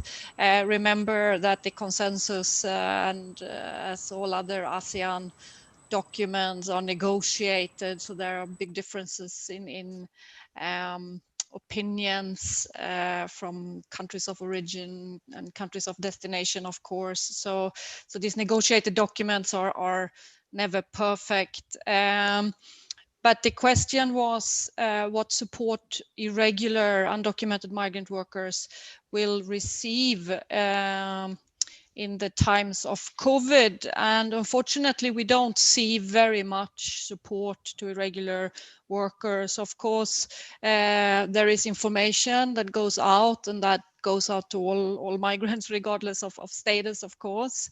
And also, encouragingly, we have seen that Thailand, Malaysia offers free COVID tests to all migrants, including those undocumented. So I think that's very positive, of course. Beyond that, irregular migrants will have to depend upon support services provided by CSOs and trade union. And we see quite a bit of emergency support, legal support, etc., being provided by the CSOs and trade unions in the region. So at least there is something. But other types of COVID-related support that regular migrant workers can avail, like unemployment benefits for some migrants in Thailand, right to stay, extended right to stay with visa amnesties in Thailand, in Singapore, where 90% of all cases, COVID cases, were found among migrant workers in the dormitories. Migrants were given their monthly pay despite the fact that they were being in quarantine in the dormitories. So none of these services, of course, are available to regular migrant workers. I'll end there. Thank you. Thank you, Anna, and let us hope that ASEAN will address this issue of irregular migrants. I think this is key to realizing a vision of Objective 5. I think it is so important that this becomes a new paradigm for ASEAN, given the fact that we see that how so many of the workers that were in a irregular situation are also workers in what is today being called the essential sector. So we might want to give a rethink on this. But before I end, I want to ask, I see Lakshman waving his hand from the trade union. So if you will just bear with me for another 3 minutes, I have Lakshman and one other person I want to call on, and then I will end. But in 3 minutes, Lakshman, you have only 1 minute. The mic is muted. Your mic is muted. You've lost Okay. 5 seconds. Yeah. Okay. Thank you very much. You have to think out of the box, William. This kind of migration, the GCM, the whole purpose of the GCM is to keep the irregular migrant workers in the country of origin. And that is the duty of the origin countries. But I want to say, how would the balance of payment made? India just bought 5 airplanes from France. For that, they had to pay almost 46,000 crore or something. So much of money. Now, with the trade, migrant workers has to be attached. With the WTO or international trade, migrants has to be attached. Otherwise, the balance of payment cannot be made. We don't know. Nepal doesn't have enough money to pay for the imports, which is paid by the remittances. This time, I don't know how, but remittance, the payment of remittance is in the positive side just because of the COVID. So I like that argument. All right. Let me finish. I like your argument. One more second. It has to be regularized. The whole purpose of GCM is to give a regular pathway to the migration. So we are not the one. The receiving country has to open the pathways. Thank you. No, and I like that argument. I like the argument, and I think this is something we will have to look at, where countries of origin were dependent into a large degree on remittances. In the COVID, a lot of borrowing has happened, which will affect the balance of payments kind of thing. And we will see countries of origin, and we will see migrants moving. And it is important, like Oscar said, let's have a rational discussion on this. We know migration gets politicized as a discussion very easily. Let's hope COVID has been a good time for us to stay at home and do reflections with our families, our extended families, and the world, which is our family kind of thing, and see if we can do that reset that Gervais talks about. If we can do that, realization of a new world, and where mobility and solidarity and regular pathways is the new norm. Protection is the new norm, and dignity of work is the new standard by which we direct and coordinate and labor mobility and mobility of all sorts. And like Eva Sanders has said, it's not only about labor, it's about what she said, unrecognized refugees, or people who will have to move for various reasons, who will fall between the cracks. How does the world respond to that? And that is somewhere in the design of flexible, regular pathways. I'd like to thank everybody who has joined this webinar today, very especially the panelists, for setting the tone of a discussion that goes far deeper at a moment like this, at a time like this, when the world is under lockdown, for us to even envision a new world in which we will come out slowly, but we must come out to a better design. We must come out to a world in which there is a real appreciation of the dignity of work, of a new social contract, of a world in which low-skilled, high-skilled, low wage, high wages, these kind of categories are no longer part of our vocabulary, but what we see is movement of people based on needs, based on skills, based on choice, and to be able to facilitate that, to be able to govern that. This is what we must aspire for. Thank you very much for joining us on this call. Thank you for sharing your ideas on it. For those in the chat box, thank you as well for the questions that you have raised. We are looking at the chat box. Let me say this. We are looking at the chat box as well. And after the webinars, we actually do study the chat box to see what are some of the ideas out there that have been put out there that can be be taken up in subsequent discussions, not necessarily in the webinar series, but in subsequent discussions that we within our networks have. So thank you very much all, and thank you to the resource persons. Thank you for your time, and looking forward to seeing you in the next webinar next Tuesday on Objective 6 on decent work. Thank you. Bye-bye. Thank you very much, William. Thank you. Thank you, William. Thank you. Thank you, William. Thank you, William. Good night. Good afternoon, everyone.